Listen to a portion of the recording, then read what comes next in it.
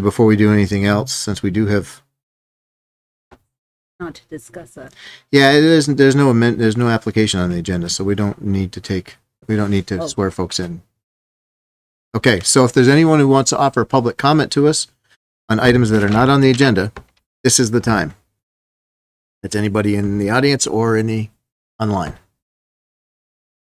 And just to clarify for the people in the room, the the emails that were received that will be discussed during regulations, that's the time they should speak. Okay. That was more of a question for you, unless you wanted to. Well, I'm just, since we have no applications, I want to make sure that the stuff and the folks that are here are for discussions during regulation workshop. Yeah. Okay. Okay. Yes, sir. Do we have any further detail on the application that was pulled for Essex Way for the amphitheater, whatever it is, the stage thing? All I know is that it was pulled from an agenda, but I don't have any detail on it. Where can I find more detail in advance, or is that not possible until it actually comes to the table? So I have to unmute. No, I'm happy. You don't have to unmute, Sharon. You never unmute at your computer. Or Scott will come up. I'm happy to tell you why, but I'm not so happy to tell you why. So there was an error, so it was not warned in time to be kept on this agenda. So it had to be bumped in order to meet the legal requirements to have the meeting go forward. Well, so is it possible though to get more information on it in advance? And I'm being asked this by my neighbors too, and I also need to decide whether or not to remove myself from it. Right. But I have no information. Oh, so I'm not sure if that site plan was completed yet, but it will go up quickly. Let me bump this since it is not on the agenda. John, with all respect, I think that should be a discussion you have offline with Sharon so that we don't have any issues with public warning or discussion of an application that's not truly on the agenda. Is that okay?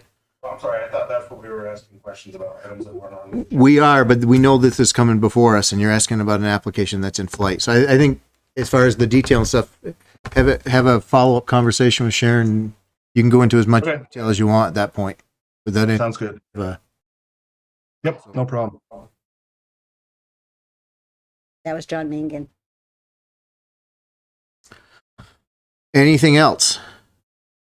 Okay, with that, let's roll into our workshop. Can we start off with Josh and discussion on the groups and where that goes, or do you want to have a different difference in front of us?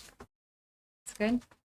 So the town plan is a separate item, and that is also a work group. So that get rolled in together. Josh would like to speak about both. Josh, you good? Yeah, I'm good. So with respect to the work groups overall, I will admit I don't actually know what is going on with the work groups that I'm not heading up. Ask him to back off his mic and turn on his camera. Did you hear that, Josh? Could you step back from your mic a little bit and turn on your camera for the... There you go. Okay. How's that? I thought I was pretty far back. Okay. We'll work on it. Keep going. You got control. Okay. The work groups of which I'm not a part, I don't know how those are proceeding necessarily because those are under their own steam and I haven't had the time or wherewithal to check in, unfortunately. And if you'd like, I can talk about the town plan working group. I didn't entirely hear what the preference was on that. If we wanted to hold that off to see, or I could just go for it right now. Go for it. Okay. So we have met, I want to say now 4 times. We've sort of gotten to a regular enough pattern in meeting the Wednesday before a Thursday PC meeting. And where we are right now, actually, no, I don't think I have that as a separate document. We've we take sort of a sense of the meeting after the fact and come up with things. And what we've done so far is we have agreed that the initial purview of the group should be visioning as opposed to really getting in the weeds of detail work. And specifically what we've done is each member from a separate committee or commission, and who we've got planning commission, we've got trails and conservation, we've got economic development, we've got housing, we've got energy. And I think that's everybody. And so we had each committee or commission or individual come up with sort of their 5 to 7 top priorities.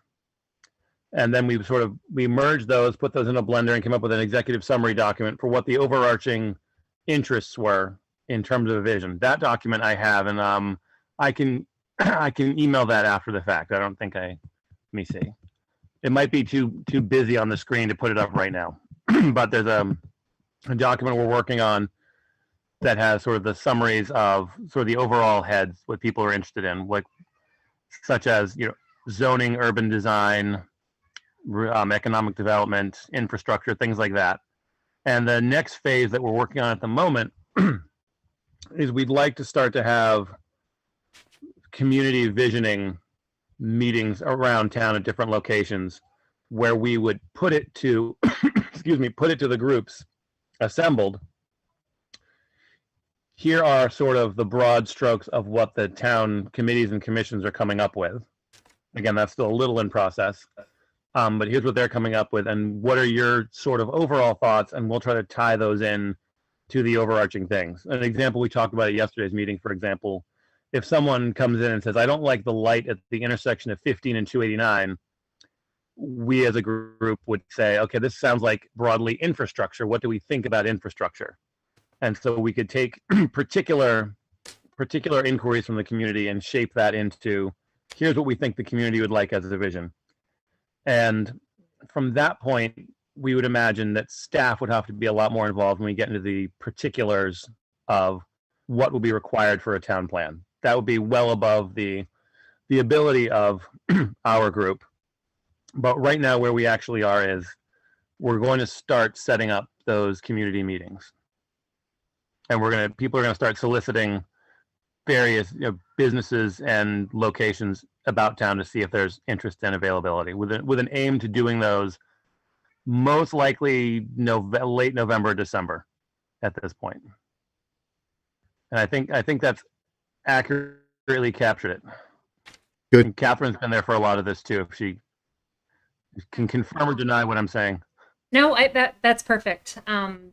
The only other thing, as far as more of the technical work, we did get a review from the Regional Planning Commission just yesterday, I think, or the day before.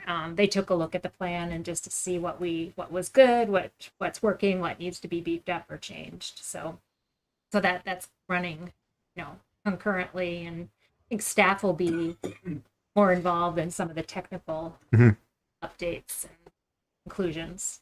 Right. Catherine, I don't know if you were still in the meeting at that point, but we did give a little look over to those documents. Obviously, we didn't have time to do a deep dive, but that led to the discussion of some of these particular statutes, and the particularities were way above our ability to reckon in a town plan. So that really re-solidified our contention that we should be focusing on sort of vision-y stuff, for lack of a better term.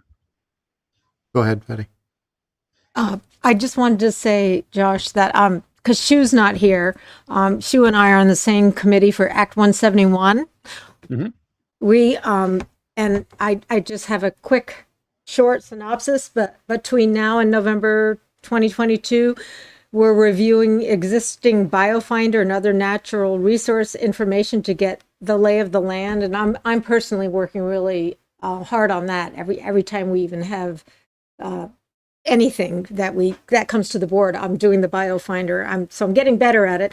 But number two, as a group, December 2022 and spring 2023, we want to conduct a community outreach about forest integrity and wildlife habitat, possibly including additional citizen science data collection or community values mapping, as the Vermont Community Wildlife has done for other towns. And two more. Number 3 is spring, summer 2023 to fall 2024. We want to prepare updated information, data, goals, and actions for the 2024 town plan reflecting the requirements of Act 171 and the public outreach conducted in the preceding months. And then spring 2024 warn and hopefully adopt the 2024 town plan in this area. That's the update. So Shu is actually the secretary, but he's not here, so I'm kind of filling in. Well, thank you. That's quite good because one of the new requirements for the 2024 town plan has to do with sort of a forest inventory and maintenance and preservation of that. So that's perfect. That fits with one of the things we were talking about yesterday. Thank you very much. You're welcome. I would ask both of you to have your groups stay somewhat flexible with dates and targets as we start to understand when we need to have deliverables. So initially, Patty, it sounded like the timeline that you guys laid out might be too long in order to meet dates to get things approved and into the 2024 voting cycle. So keep your groups aware that the timelines may be driven or may be changed or have to be changed. So, And I'm trying to get the hang of BioFinder. It's very technical. yeah, I'm just, as far as that goes, this is really good, good progress. But now that you've got some progress and some things moving, I'd really like to see regular reports coming back to the PC. Maybe it's just the minutes from your meetings so that we can keep everybody, including staff, appraised of the targets that you're working towards in case we need to change them. These are the minutes for Act 171. Then So far. get them into the commission get them into the staff so we can be put into packets. And it might not take that long of a time period during our meetings for updates to happen that way. But All right, would you? go ahead. Like I said, it seemed a little on the fly to do it in the meeting right now, but I have the sort of sense of the meetings and the documents we have that I can easily upload into a Google folder that can just be part of the packet every 2 weeks. Whatever works. The stuff's there. Work it out with Sharon and Catherine and find out what the best way to deliver and keep track of it. It's just a matter at this stage. You guys are starting to make actual headway on this. So let's make sure that the timelines and everybody stay in sync. And so there's no surprises down the road when you're planning on 6 months and we need it in 3 months. Right. So we've a number of us have been through these cycles enough to know that there are other factors that are going to drive our dates, like the select board doing the budget review. Board, right. So, okay, this sounds really good. This is really right in line with what we were hoping to get, is the community stuff, the community engagement and involvement spread out over more venues. Anything else along that, Catherine, Sharon, or anything? I mean, I haven't heard from zoning or anything about zoning on this. Do we need to reach out directly? So the zoning board, they were given the memos that Josh did, and they had conflicting commitments, so they didn't step up on that. Okay. They did speak to the RPDI uses, which is in a memo that is in part of your packet. Okay. Anything else we want to touch on this point? Anything else that you guys feel we can line up and take a swing at? We had I know Jean keeps asking about the Fort working group when that's Right. going forward. Can I just ask a question of Sharon? Yeah. Yes, the Resource Preservation Industrial District, RPDI, I have the table 2.14, the most recent. Is this still the zoning? Nothing has changed. Nothing's from our changed. zoning regs. Okay. That's all I need to know. Yep. So we have some items in front of us tonight. Do we want to touch on them? Yep, for regulations. So I've got Peter Edelman is in the audience. He would like to talk to you about signage, he also did send an email, and I apologize, I don't know if I emailed that off to you guys ahead of time, and it would have just been within the last few days, but nonetheless, he's here to talk about it himself. So Peter, if you want to step up to the table here and explain to them what your request is, that would be great. And then after that, I do have one more. Okay. Thanks. Thank you for making time to listen. So I had two requests for you to consider for tonight, and longer if you need to. One is internal signage for the green. We have a fence going around it, and we had been bringing sponsors in to support the free music series that we do in the summer. And part of that sponsorship request is always to put their sign up. So we'd put signs up on the fence area, some banners.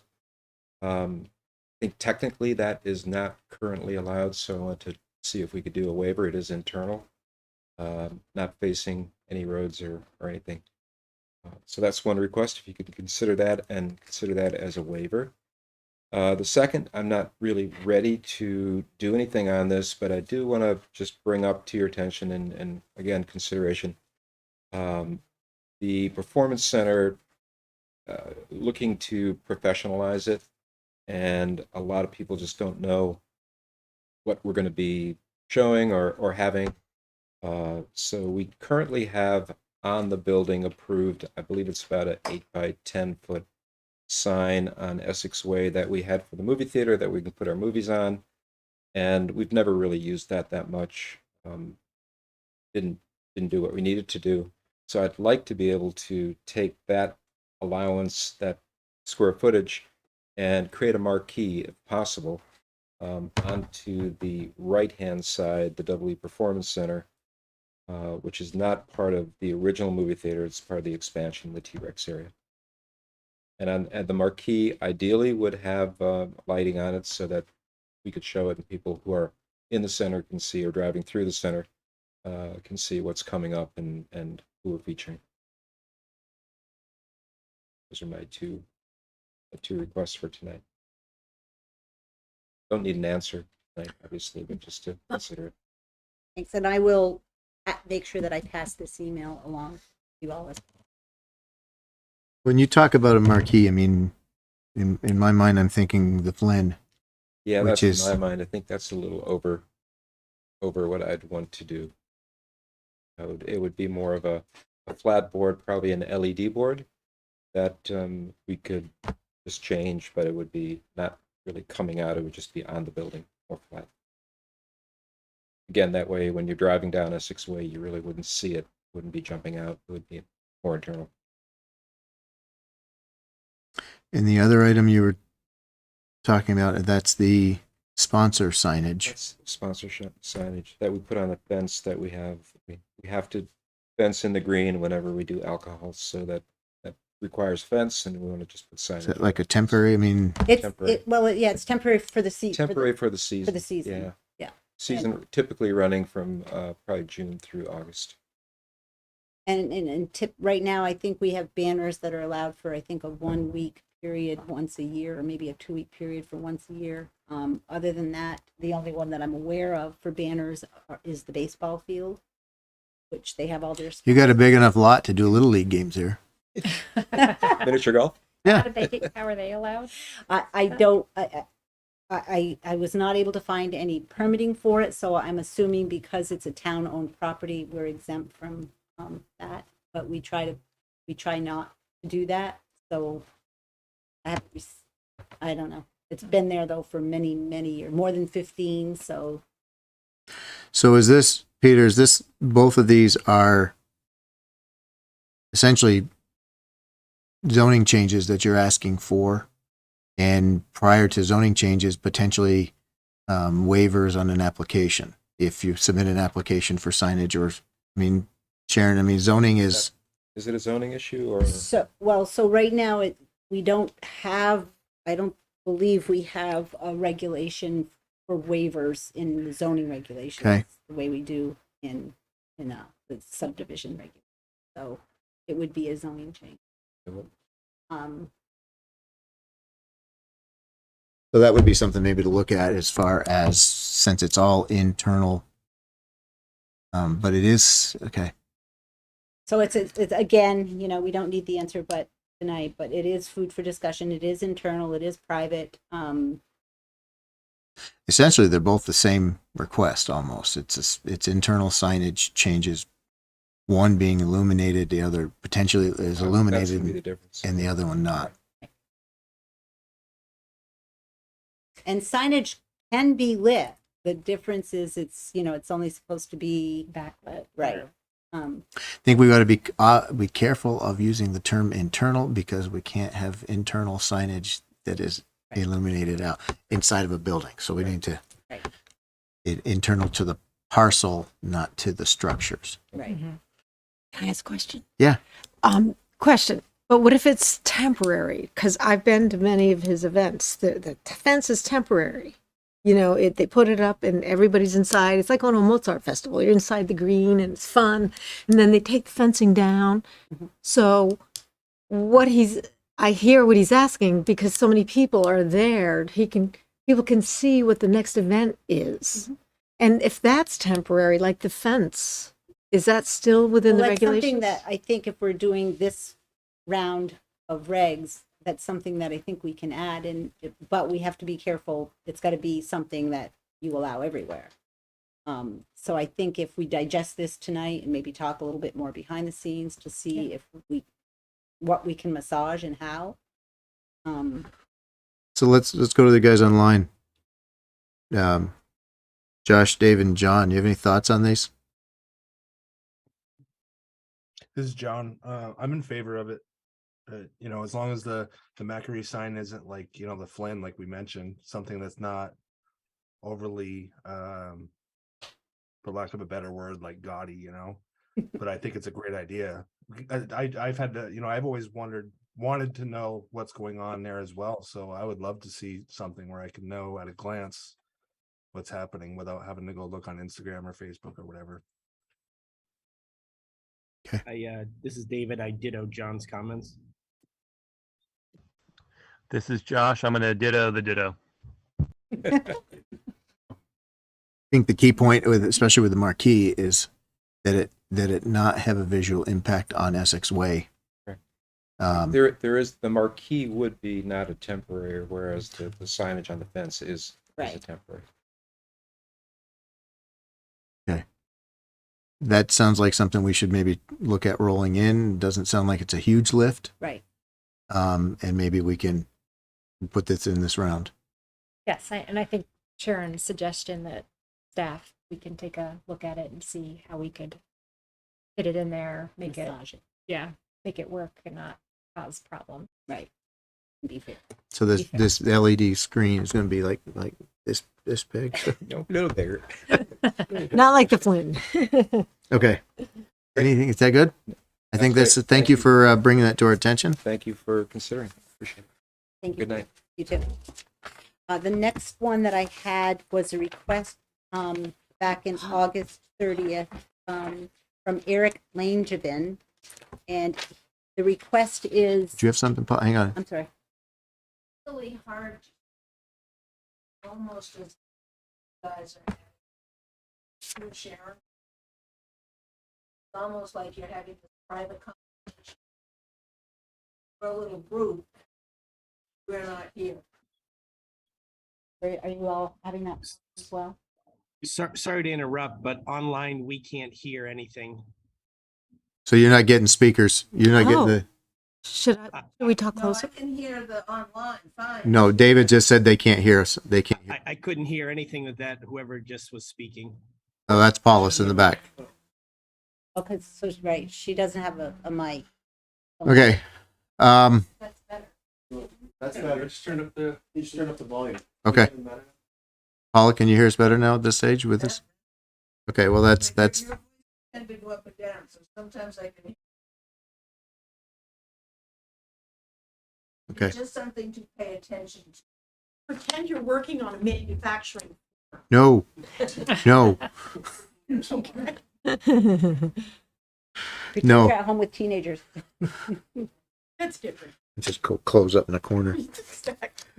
All right, let's keep moving. So anyhow, Eric Langevin has put in a request for the planning commission to consider eliminating the current bylaw that requires a mandatory 1,000 foot requirement between two group homes.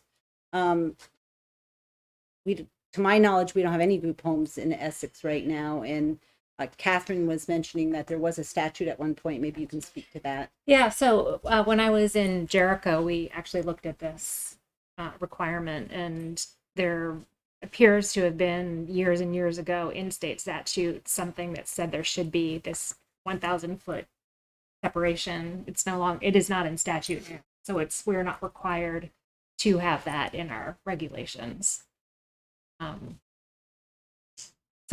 We are already suggesting a change for group homes, Right. in the regulations. And No, go ahead. no, I need to know what the change was. Yeah. So this new statutory requirement is that group homes must be permitted and permitted use everywhere that single unit dwellings are permitted. We had added a definition for group home referring to residential care home. So just clarifying that a group home is residential care home. So we could make that change too and just take out that 1,000 foot buffer. Now this says in his first sentence, it says required between two group homes. So, and that was it. So he was looking at a parcel of land where he could put two homes on it and have them both be group homes, but they were not one. Gotcha. It's not separation between other residential homes. It's Right. just between the two individual. Right. So, if it sounds like we're circling back around, so I can get this sent off for the next meeting too for further consideration. But that's basically his request, right? And I'll go a little further and let you know that he was looking at the Brigham Hill lot, the Fountain lot, where they came in for the 2-lot PUD and were denied, but our regulations allow them to put two houses on one parcel. Yep. And so they wanted to do that, keeping it where the houses were situated when you reviewed it as a PUD, but again, he couldn't meet the 1,000 foot requirement, so he had to let that go. If state statute doesn't require it, then it seems like that would be a reasonable thing. Right. Commissioners, any thoughts on that? Just that our current regs, as they're written, reference the state statute. So, obviously one of the tiresome things we could do for this and other regulations would be to go through and make sure that our regs still properly reference state statute. But, to that point, if the state statute has changed and this isn't applicable anymore, we should kind of figure that out, because the section in our regs right now does reference the statute right off the bat. Right. That sounds like something we should be an easy call out. Very good. And somebody's done some of the work for us. Thank you. I wonder how many other little statutory references are in there that might Well, need that's a- what David was just saying. Oh, I We need know. to go. Yeah. but there could be more. Well, yeah, that's a big and I don't want to put that on you guys, but that's the double-edged sword of referencing state statute is like it's a mammoth task to keep up with when that changes. It is. Maybe we can make another PC work group. Sorry, I just had to get that dig in. Be a good job for an intern. But we will look at that, David. Thank you. To that point though, should we have would it be appropriate, and David, since you dig into these so much, would it be appropriate to have something to deal with the point when a state statute changes and becomes less restrictive than our town, or there's something that can be changed if we're going to reference the state statute, do we need to have the town requirement automatically change if the statute changes? Well, we have been doing that specifically. No, I mean automatically, like if they change in mid-flight. Yes, and we've been doing that with accessory apartments. So right now, accessory apartments, our regs say 600 square feet. But the state statute went to 900 square feet. And I think we might have had this discussion early on when that happened. And we said, okay, we'll go along with the state statute until we can catch up with our regulations. So that's how I've been processing. Yeah, we're required to do that. Right. Yeah, there's some language in other areas of state government where if there's a conflict between, for example, administrative rules and statutory requirements, that there's like this global language that says the more that state statute prevails and the more restrictive applies. And I think we have some of that language somewhere as well, don't we? I believe we do. Okay. Yeah, so maybe we do, to Dustin's point, we make a declaratory statement to that effect. Right. I know actually with accessory apartments, it's actually the opposite. It says there's Yep. you have a less restrictive. Right. But Exactly. Yep. Yeah. It's a never-ending process. That's Yeah, what it we is. have to accept. And I mean, the good thing with state statute is that we always get a printout from the state saying, here's what changed this Mhm. session, and here's how it would impact your zoning. So I think we're, from what Sharon's saying, we've been keeping up with that, Right. but not necessarily maybe from 15 years ago. Right. So. Okay. What about CCRPC? Do they, or the LCVT, that group, and CCRPC, are they an intermediary for us because they're the regional planning commission where they could kind of give you a heads up too? They do. Okay. But the best people, all the different groups used to have like little printouts of stuff, and they still kind of do. But generally, the one coming from the state, from the Agency of Community Development, they're the best resource, or the most comprehensive. But yes, everybody's looking out for us, so it's good.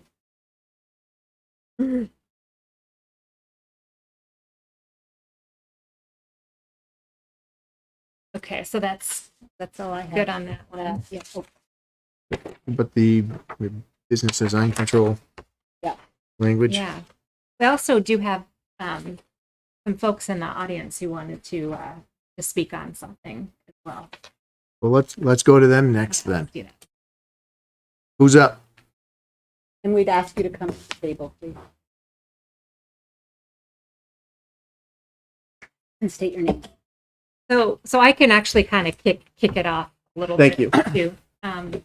So we have this summary sheet of the simple zoning changes that just shows it on 2 pages versus having to thumb through the whole document here.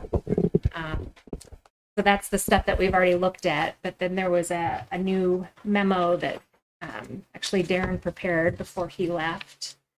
And one of the changes that we have suggested, staff has suggested in there, is that we allow PUDRs in the center zoning district. And it is what I'm looking for.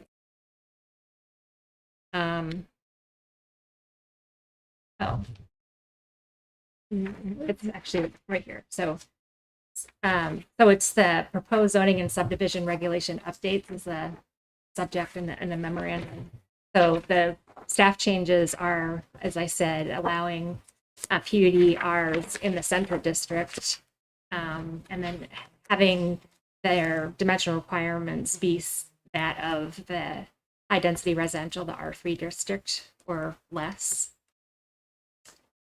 Staff feels like that's a good idea. So we were in conversation with a potential development on the Fleury parcel, Fleury Lane. Is that what it's called? Fleury Road. Fleury Road. Yep. So just talking about as center district being within our growth area, and we want to be able to see creative design. We want to see more density where it's appropriate, and it is appropriate in the center district. So that's my kind of teeing you guys up. Sure. So you can Nope. jump in from Thank there. you so much. So What we'd sent in was, Give me your names. oh, sorry, I'm Rich Gardner. And Jay McCormick.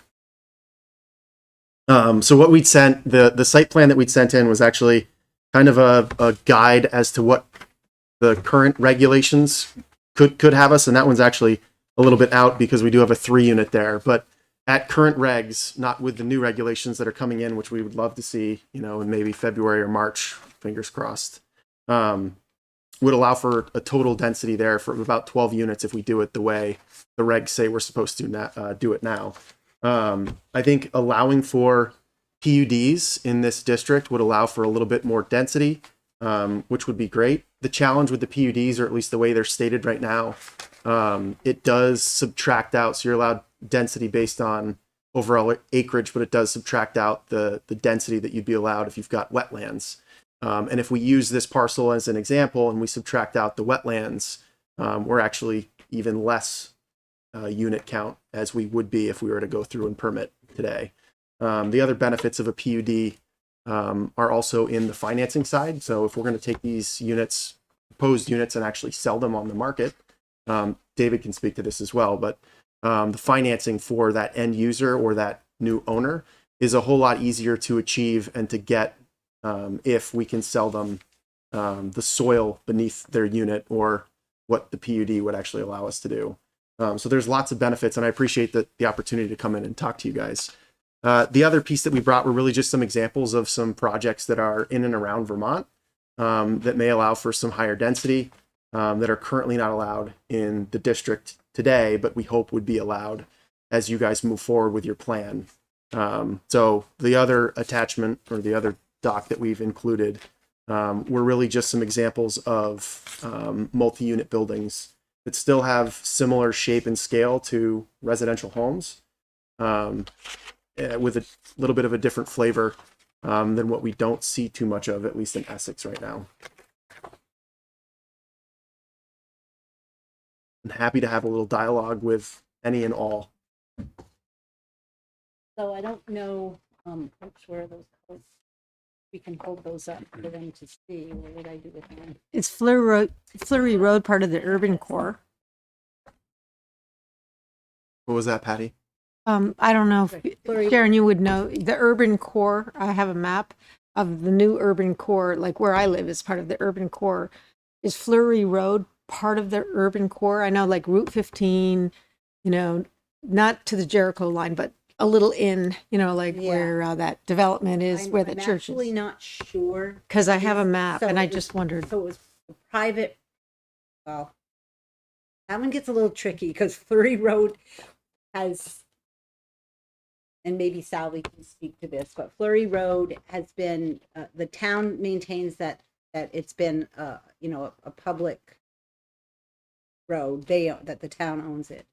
But it's always been more of a driveway, if you will. It wasn't a connecting road the way it is today. I've never been on it. I'm just asking. Yes, but I can't answer specifically Okay. if it's part of. I'm the just urban. curious. Yeah, sorry. So, I don't know, can you guys see this? Am I too far away from the? Actually, I would ask you guys, if you want to go and stand in front of the camera. You can do it. Okay, so if you want to describe, sorry. Describe what we got. There might be enough multiple pages. These are just examples. These are correct? They're just examples. No, I know, but I just would like the, So yeah, so what do you got there? So that's a project in South Burlington off Heinsberg Road. That is a 4-unit building on the top. The unit just below that is another building that's in South Burlington. That's a multi-family residential building. If you want to flip. So now we're going back to this. I have it as. Oh, she has it. Fantastic. Yay. So these are, thank you. This makes it a lot easier. These are just renderings of some buildings that we've designed for another town.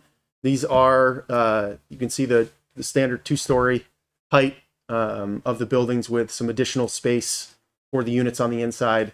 That is an 8-unit building that's scaled to be a bit smaller than what some of the traditional type 8-unit buildings would be. It's a little bit more residential feel. If you flip the page on that, we did include Some sample floor plans that were done as well, of what that 8-unit building could look like. Again, the scaling of this and the massing of this was really set so that it could fit in a residential type development, especially if you're building single family homes around it. So, and this again is just a sample of things that for you guys to think about that could potentially be built in this area if you guys wanted to add some density specifically to this particular site would be great. Next page is another similar type building. This is a 4-unit building. Again, similar massings and size and scale. And then the next is just some pictures of other buildings that were built. If you want to flip through. I don't know how much time I have, so I don't want to waste too much time on I only have those 3. plans. Oh, okay. Sorry. So the photos that you have, I can email the photos out. So to Catherine and Sharon on this one, you know, I appreciate these coming in, but how do they fit, or can we see if they fit with regards to the ETC Next master plan? Because it's great to have somebody come in and, you know, bring some examples and show some different options. But we had design forms and stuff that we put into the master, you know, ETC Next plan. It would be nice to be able to go to those and say these, you know, we're pulling designs from that so that we're not adding additional variables into our process. So I'm just Sure. we If ETC Next comes out and passes as it sits without some adjustments or tweaks, ETC Next has passed. It is a design document that's a living document. It exists. I think he meant to say the regulations. thank you. It's the vision. Right. It's the vision. So we got to start working towards that. Yep. So we're there. Your question is, I'm reading your question about using PUDRs in this area. Yeah. And these are examples of what there could be. So maybe I'm going a step to the side, which I don't normally like to go sideways, but I would like to see when we start having design discussions, I'd like to see our ETC Next document used to drive those design discussions. Since Josh and everybody did so much. And David, is that your hand raised? It is. Have at it. I'm good. You ready for it? Too deep. All right. So first, full disclosure, Rich Gardner is a close friend, and I would even argue that Jay might even call me a buddy. So hopefully no one will hold that against me. But my comments are, you know, when we talked about ETC Next, we talked about there being high density in this area because of the walkability to shopping, bus routes, and that this is where we wanted development. So I don't know if I know that the PUD gives us an incredible amount of flexibility in this area, and that might be the solution.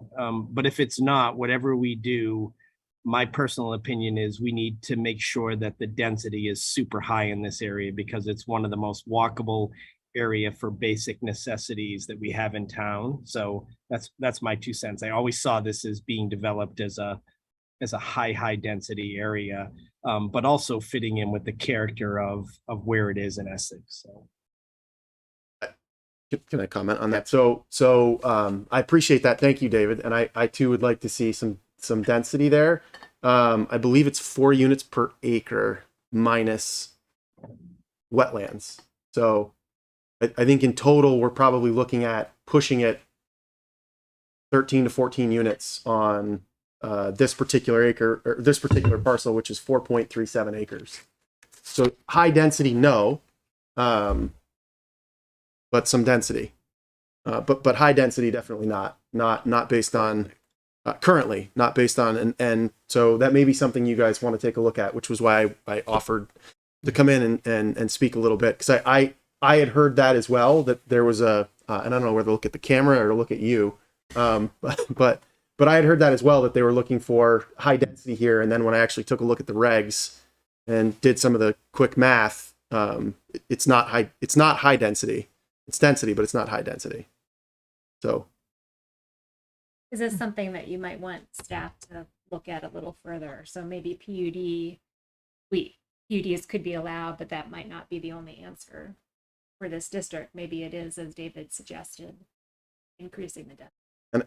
And I also want to add to that. I also think the new, in this particular district, would only allow for a maximum of a 4-unit building, which would also inhibit density. Right, as soon as you start clustering and you're forced to cluster at a 4-unit max per building, then you've got distances and setbacks from other buildings. You start to eat up some additional space in just the massings of the buildings and the parking lots and all of that. One more comment to back up with kind of what Rich is saying about density. There are not many places left in Essex where you're this close to being able to walk to a grocery store and some of our other amenities. And I think it would be a mistake to only have 4 households, to really limit how many we have there. I think there's a way to develop this with higher density, but still have it be aesthetically pleasing, and having a bunch of families that can get to the library and to the theater and our historic district and not have it look like it's a high rise. That's just that's my 2 cents. Go ahead. And I totally concur with David, because our goal really with this whole ETC manual here in my hand is a walkable community. And as long as you respect the wetlands, because that's my baby. I like doing the maps and knowing where all the wetlands are on any kind of development that we're looking at.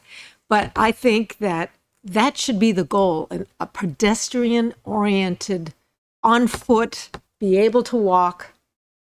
Even where I live, we're 20 minutes away. We need sidewalks, everything plowed, so we can get to the ETC next. So I'm totally with Dave on this. I think it's a great idea. I would like, if we're going to investigate this, I'd like to see what regulation changes we need to get to a greater density. I'm not sure. I'm not in argument or disagreement with the goal of greater density. I am leery of density over form, and that is still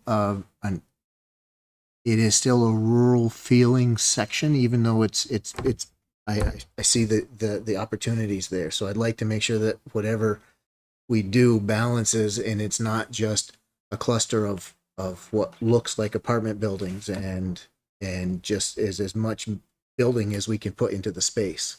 Sure. Because then we're not necessarily going to have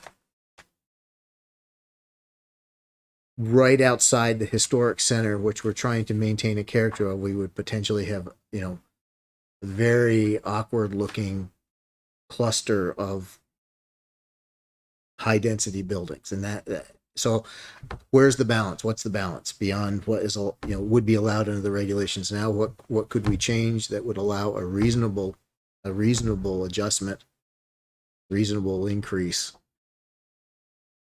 that would still allow the buildings to actually fit? And I'm totally with you. I've lived in the area my entire life, not in Essex, but and I'd like to see something that's good for both and fits well with both. So here's a maybe a challenge back to you, since you brought this to our attention and brought examples and so forth. Yep. I would, and David, if you let me know what you think of this, I would like to maybe see you take a look at the regulations and provide some commentary to staff, whether it's working with Catherine or just straight up providing commentary on what you as a developer or would potentially suggest for changes to promote a good vision. Again, it would be very much your opinion, but it would be interesting to see, how that An opinion fits. from the other side. Yeah, I mean, it's you're on the side of putting it up. So yeah, what would make sense to you might not make sense to us, but it might save you some time and effort by giving you something to work off from.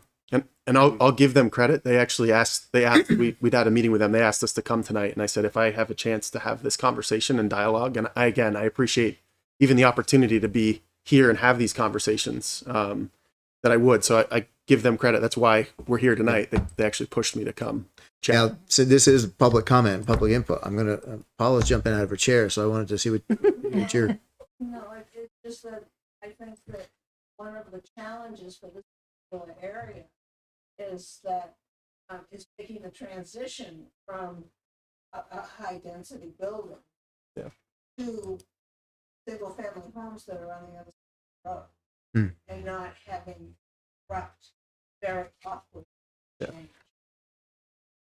So I have the urban compact map up and I'm trying to figure out where Fleury Road is. It's I have Route 15. Oh, here's Route 128. And then, So it's on the corner of Towers. And okay. just a little ways up from the north corner. Okay. Memorial. 1,000 feet, A little ways up from Memorial Hall? 1,000 feet. Oh, okay. So that's really, so the urban core compact, at least I live there. We want, the people that live in my area, a walkable community. So whether you build up to the sidewalk and avoid the wetlands, to me, I mean, how else are we going to have, this is the other side of Essex is rural. You can have your house and 40 acres.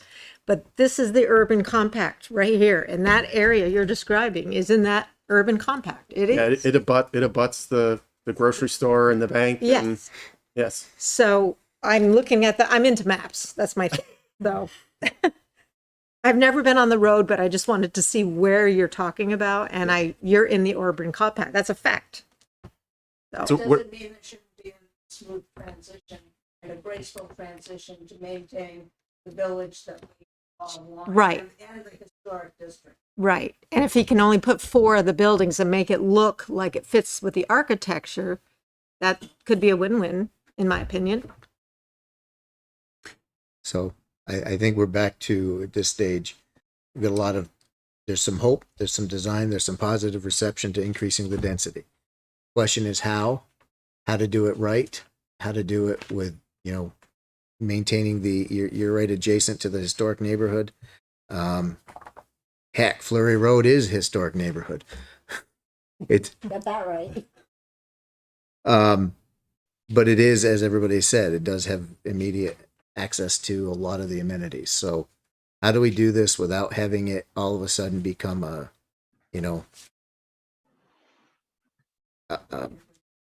it can't look like the projects. I mean, it's not something that where we want to have, as Paula mentioned, we got single family homes on the north side or east side. And do we just all of a sudden have block homes on, block buildings on the other side for the sake of density? And quite frankly, I don't see Essex needing it that badly. So we need the right mix. We need the right balance to give some nice, so I would challenge you to see what you would suggest. Work with Catherine and see and then that can be presented to the commission as part of this round of discussions and amendments. Yep. I mean, is that reasonable? Sure. That sounds great. Yeah. And just to go back on the density piece, I don't think we have the right makeup for roads and all the other thing to really put a ton of density on it. I don't think it would fit anyway. Just with our challenges that we've got with Fleury Road, the size that it is right now and where it goes, I don't think a big building Public Works wouldn't, I don't think they'd let that go. I don't think anyway. so either. I mean, So that's an extreme. we've got some challenges with the site anyway. But I think we have a little bit of an opportunity to do a little better. Well, we're at the point of, I mean, we're in the amendment phase right now. We're trying to come up with the regulation changes to support initiatives. Peter was here with a couple things he wanted to do. You guys are here. This is the right time. Yep. And if you've got the knowledge and the know-how, get a little more detailed with it. Can do. David, John, Josh, does that sound reasonable? I'm good. Thank you. Yeah, sounds good to me. Patty? Yeah, we can even use Paula. She's a designer of houses. You can ask for her input. Our audience is part of our group too. It's good. Okay. There is somebody, Margaret Smith, who has her hand up. Okay. Margaret? Hi there. It's always interesting to listen. I live fairly near the intersection of 128 and Route 15. Martha, And your address, please.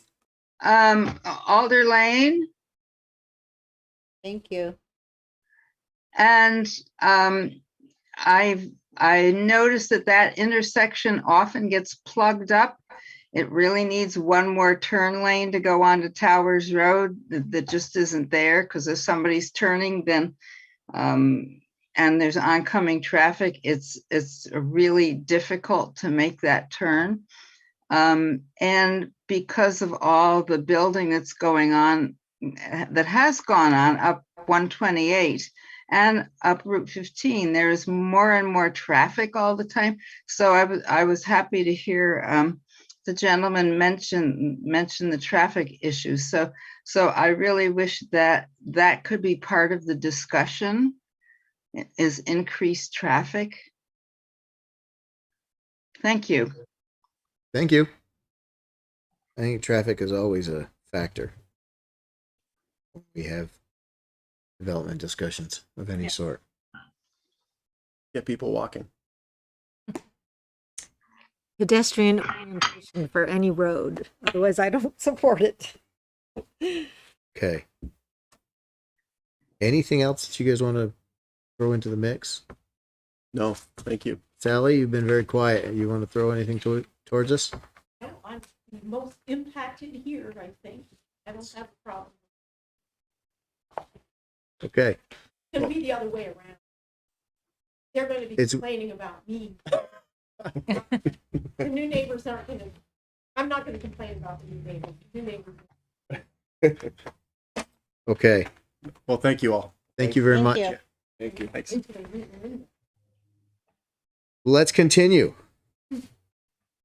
What else do we want to touch on tonight? Okay, well, we have, I think, two other items. So one is putting in the suggestion to put in some language to the business design control district that is pretty specific to maintenance on parcels. So thinking about waste management, pavement management, landscaping management, and fire and safety hazards. So keeping roads open and safe.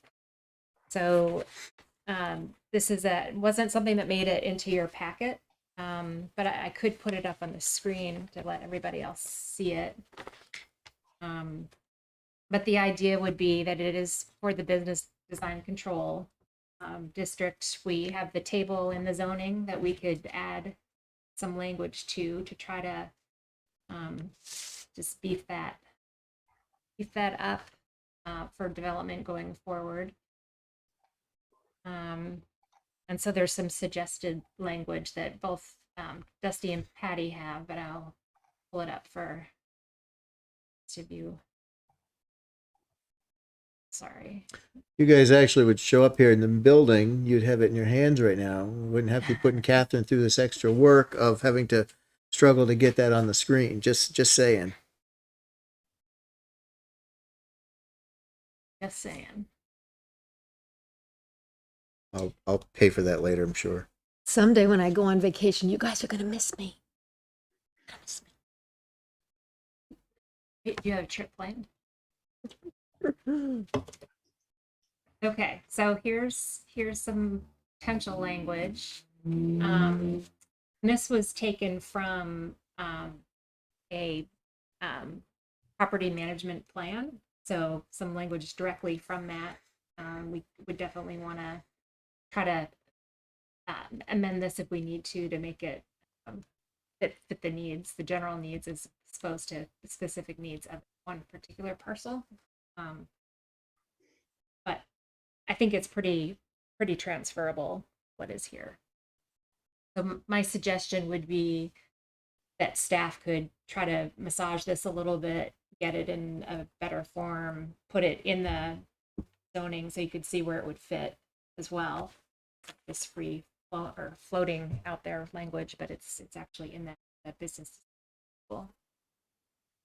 And it's really quite important, I think, for the properties within the business design control to give more teeth through violations to help try to keep things more in a, a good state of affairs. And the business design control is not too big, but, it would be for the whole overlay district. Yes. Quick question on like the pavement maintenance. Does that need to have review by Public Works, or has it been reviewed by Public Works so that there's no interpretation by the owners of what pavement means? Yeah, no, those are things that we're gonna have to search out everything from one end to the other, because there will be challenges, I'm sure, that will come back at us. So no, not at this time. Okay. We wanted to see if you guys were agreeable to any of this, or at least taking a shot, as Catherine said, to massage and put it in so that we can see. I'd be personally would be amenable to having this, looked at. I'm a little, I think there'll be challenges to like the under landscape where it says aesthetically appealing environment. What's aesthetically appealing? I think that's a very subjective, saying that the grass shall be mowed regularly. Well, that's fine unless somebody comes back and says, I want a natural environment. We got to be a little bit careful on appearance, how we approach it. I think most people would think mowing your grass is a regular thing, but I do know of some folks who hired sheep to come in and, do their property maintenance. Mm-hmm. And that might be aesthetically pleasing to them. But I know what the target is, and it may be that not all of this can realistically go in, other than dead plants and trees should be removed and replaced as soon as. I mean, that's a common sense, Right. easy and Mm-hmm. not really debatable. Mm-hmm. Yep. We would likely have our attorney weigh in a little bit too. Yeah. On some things. But I know we've had issues with this, Mm-hmm. and do. on more than a single parcel.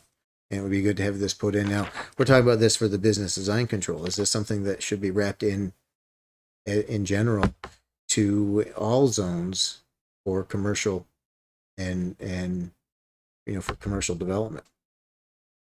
I don't think it's an issue, but it would eliminate some challenges if we had a waste management plan expectation Thinking across the about- board. Mm-hmm.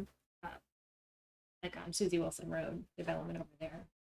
Susie Wilson Road, but even in say the RPDI, which isn't an issue, but it's not just a residential place, but Mm-hmm. I think that's a great idea. It should be all of Essex. The town is responsible for all pavement and sidewalk maintenance within streets of right of way. I mean, the whole urban core, people are walking in the middle of the road all winter. We're not paying our snowplowing people enough to come and snowplow. It's dangerous. There shouldn't be any maintenance of pavement unless there's a pedestrian lane on the side of the road. I almost got hit by a car Saturday morning coming down from where she lives. Sam and I were running, and on the top of the hill on Weed Road, the sun was just coming up. We were single file with Zoe. This guy almost hit us in a truck because the sun was coming up and it was in his eyes.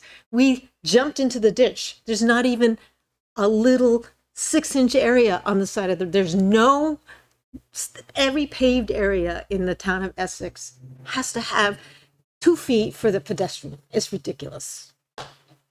So that's my 2 cents on that. We'll definitely have a conversation with Public Works, and just have to start there with that. So I think even if we limit it to waste management, Mhm. I mean, something that we know is it's got to be definitive and Mhm. measurable, right? If it's okay. You guys online? I'm not watching hands up, so if anybody has them, David, John, what are your thoughts on wrapping in to business design control and or other areas, having a generic maybe even a generic waste management policy that we reference. Um, and landscaping and so forth. So, you guys have any thoughts that you want to share? Are you still with us? Yeah, the waste management policy sounds fine to me. I like it. The details are always going to be important, but I like the sentiment behind it. I guess I don't have any thoughts right now. I'm just kind of mulling over it a little bit. Okay. Nothing to add though. Sharon, on Weed Road, there's a house being built. I saw a sign that you permitted at the bottom of Weed Road on the left-hand side as I'm In running between north. Taylor and Sleepy Hollow. Yeah, the intersection, I'm coming down the hill, right? And this is where there's no piece of pavement. You have to go in a ditch when a truck comes because they can't see with the sun in their eyes. There's a house going up that I saw your permitting sign. Yeah. That right before that house, as we're coming down the hill, that's where we almost got killed. FYI. Yeah. Yeah. And there's a lot of bikers. People are biking on that Weed Road, not 15, because the cars go 50 miles an hour. It's not safe. Well, okay. What else do we have that we can address tonight? All right, so the other item that is new is the memo that I briefly spoke of, but it's the one that was included in your packet. Proposed zoning and subdivision regulations update. So it's sort of like a cover letter, but it also brings in some feedback from our other boards and committees and the staff, a couple staff recommendations. So the Housing Commission is supportive of any sort of housing initiatives or any changes that increase the availability of housing. And there's a little bit more in here just saying that they're going to be bringing in some more proposals in the future, perhaps. So inclusionary zoning is example, but that will not be a part of this update. Conservation and Trails Committee had some suggestions for just updating the zoning related to trees and tree care. So they have some pretty specific bullets of requirements and suggestions that they have. The zoning board had some discussion about some different additional uses in the RPDI.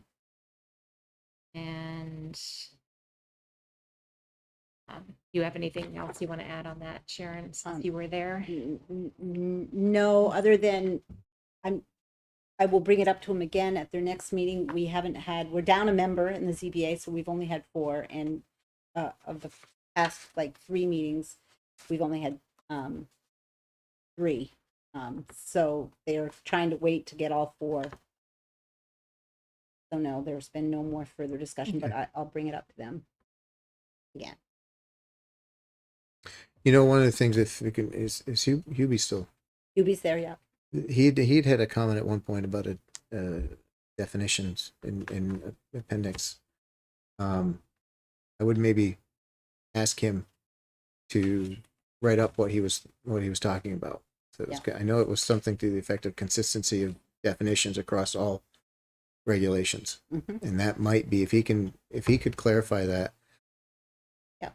My thinking in that session I attended with him was that maybe we need to have a single definition document that's attached to zoning and attached to subdivision. So it's not one set of definitions here and another set of these are the definitions that go with the zoning and subdivision.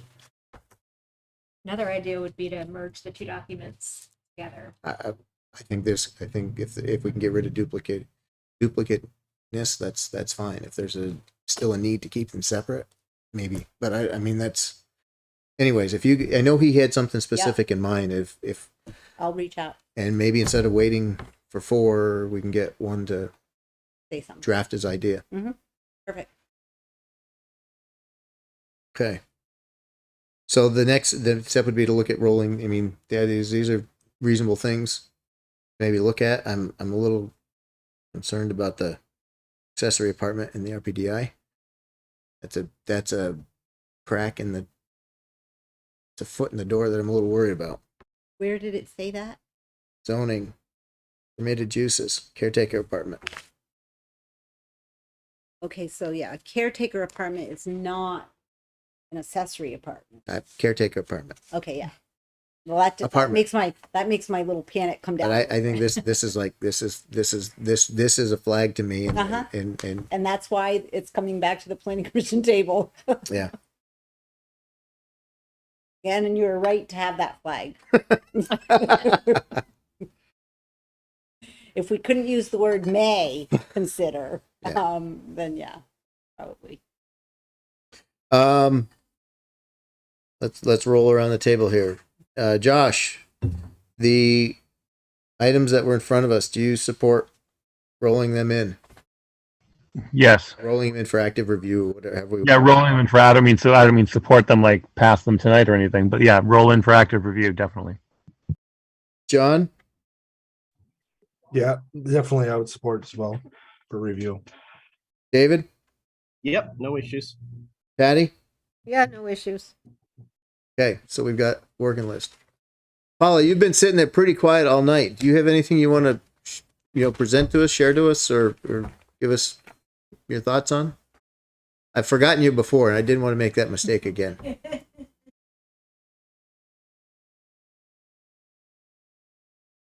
Okay.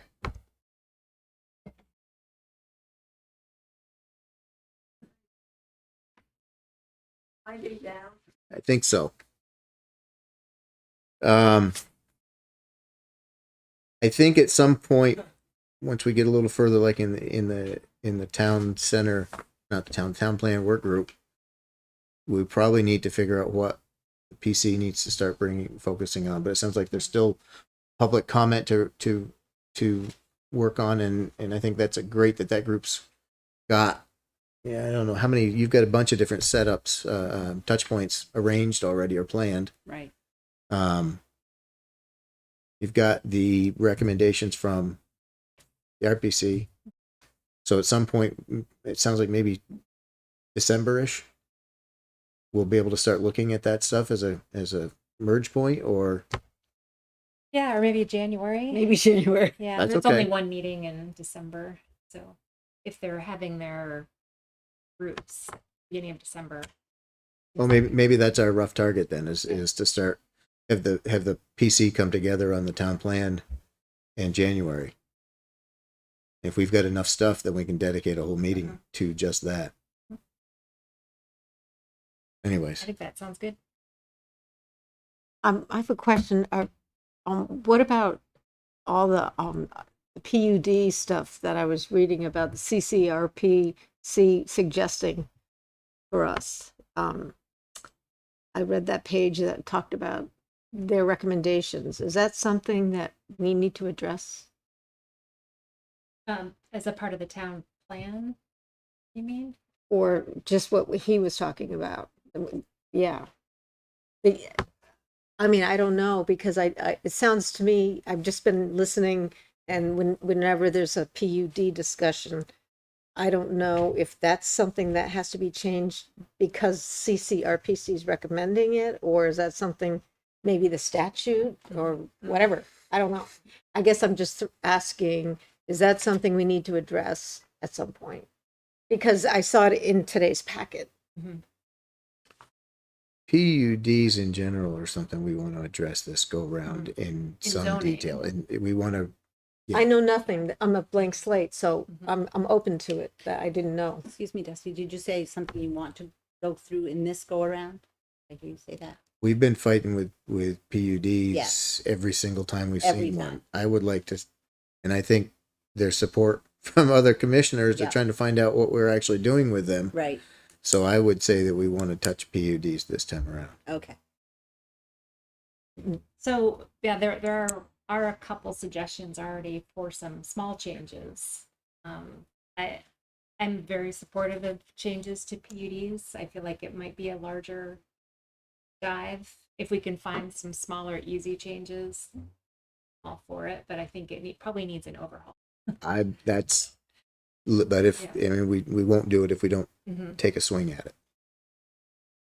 But like anything, if we get into it and find that it is too big for anyone, anyways, Excuse me, Dusty, can they hear us? I don't know if they can hear us. They're not saying anything. So Well, that's why I'm. Yes, we can hear you. Yeah, we can hear you fine. Okay, no problem. I don't want to exclude you guys. Okay. okay, I think that's all we have. Yeah, for zoning. so let's move on for the minutes of Oh, with the Oh. 15 quarter study. Route 15 core. Thank you. Okay, what do we got on that?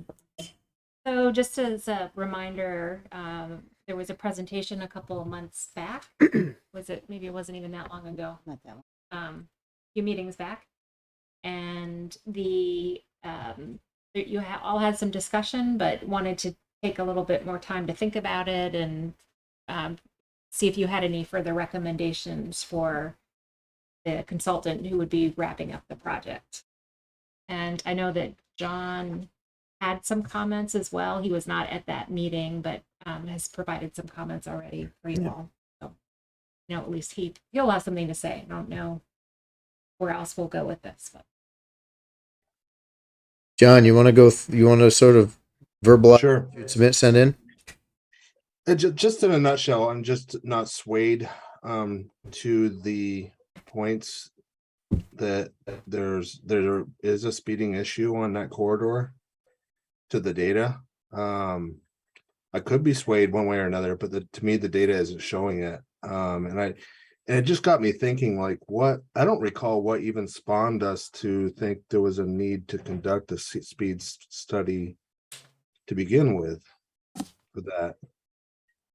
I don't know if anybody else recalls why we decided that was needed. But it certainly is since this came up, it's been top of mind to me, and I travel that corridor at least twice a day, the entire stretch, and I don't see speed issues and when I revisited the presentation that's in the folder today, and I still think the numbers that are shown are pretty minimal. And I looked up more on, the whole 85th percentile study. And they say that, generally speed limits are designed for expecting people to go plus or minus 5 miles per hour over what it says. That's pretty much the expectation always. And the numbers are not that far off in what I'm seeing. And I could be swayed. I think it would be helpful to see, how many vehicle speeds were collected over what period of time in each one of those areas. There's nothing mentioned about that. And like, what was the minimum sample size? Are we talking 25 cars or 100 cars? It'd make a big difference in, how I might be swayed to agree that yes, this is definitely an issue. And similarly, I guess, how many traffic incidents have been reported in what type in those corridors? I can't tell you the last time I've seen somebody pulled over in that area for what appears to be a speed related incident. I really can't. I don't remember the last time. So that's my feedback. I just looking for more data to support that there really is a speed issue there. That's all. Because I'd hate to slow down traffic that's already not that fast to begin with. Good points, John.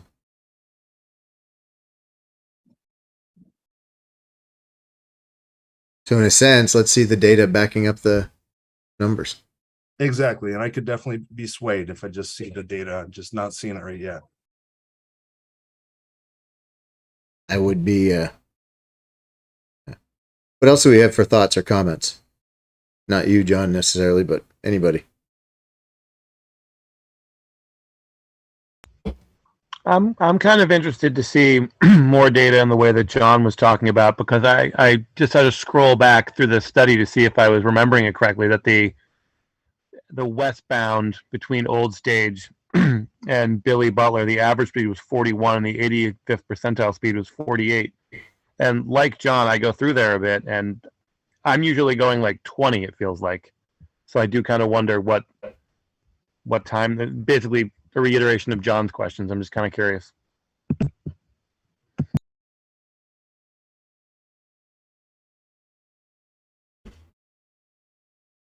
David, any thoughts?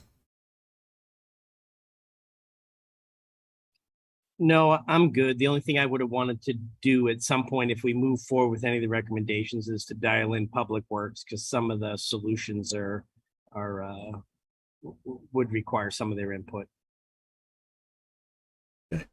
So Public Works actually was a part of the study. So it started out with Dennis and then Aaron took over.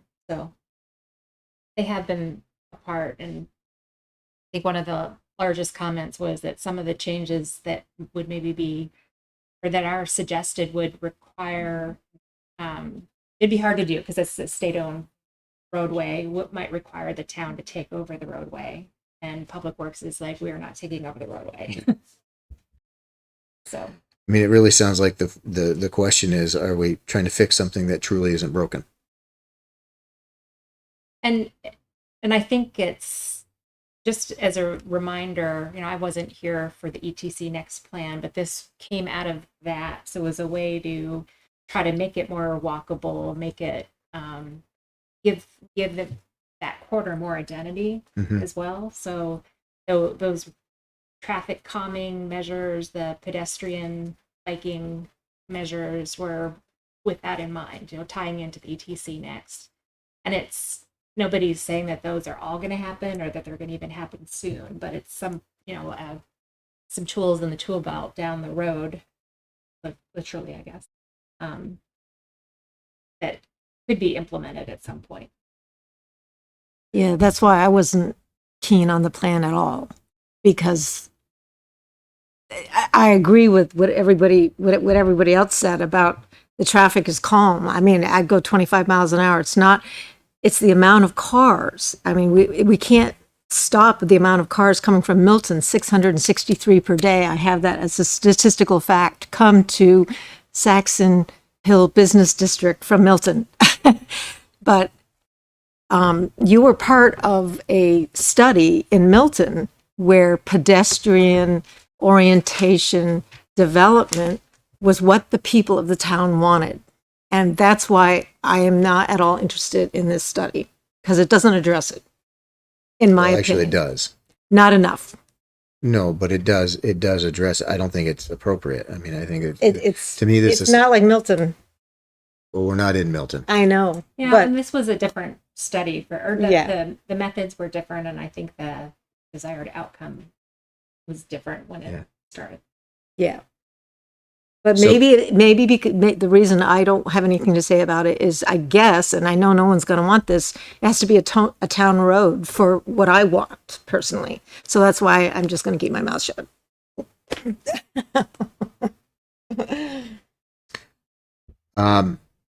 Maybe if we can get the numbers behind this, ultimately, maybe this might be something we accept and put in our toolbox as recommendations if we get to the point of thinking that we need changes or something like it. We have a model, we have something we can look at without necessarily trying to implement this at this point. Mm-hmm. Makes sense to me. But I think to John's point, without, statistics without a statistical number, 38%, 89, without the numbers to back it up, doesn't mean stuff. It's just numbers. So, is it 89th% of 10 cars or 10,000 cars? There's a big difference. So, John, thank you for putting that detail out there. No problem. Can I add one more quick thing? Absolutely. So I looked back, I saw that one bullet in the presentation that said that, this came about as a result of the master plan. Specifically, it mentioned the speed, and that had me questioning what was in our plan. So I looked back and I didn't find anything in there, but what it did make me think of is perhaps what spawned the speed study is no doubt about it. We want better connectivity, and walkability, pedestrian safety. So I think those were the things that spawned this study. But back to your comment, Dustin, are we solving the right problem? I think, or putting in medians that are going to slow down traffic. Maybe that is a solution to get better, things safer or better connectivity, but we shouldn't focus on solving a problem of speed when speed isn't an issue. And we ought to consider what other issues it might bring up if we make traffic too slow, So that's all. That's it. Okay. And I don't think it has anything to do with speed. I think it has to do with infrastructure need for pedestrians. I think it has absolutely nothing to do with speed. So I agree with you there. Okay. Sounds like we beat that one enough for the night. So we have a few things we have anything else that we want to touch on tonight? This seems like enough. I think so. Okay. Let's do the minutes of October 13th. I'm not sure which version I have or if there are multiple versions, but I'm going to bring up the one that I have. There's only one. Good. Can I get a motion for the minutes of 10:13? I move we approve. Oh, go ahead. I move we approve the minutes from October 13th. I'll second. Moved by John, seconded by Patty. Does anyone want to offer any changes to the minutes as presented? Grammatical corrections, Sharon, I'm assuming you put them in as we went. Hearing none, all those in favor, signify by saying aye. Aye. Opposed? Minutes carry 5-0. Do we have any other business to present to us this evening? Please say no. No, not on my end. I make a motion, we adjourn. I'd second. Moved by David, seconded by Patty. All those in favor? Aye. Aye. Opposed? We are adjourned. 7:20.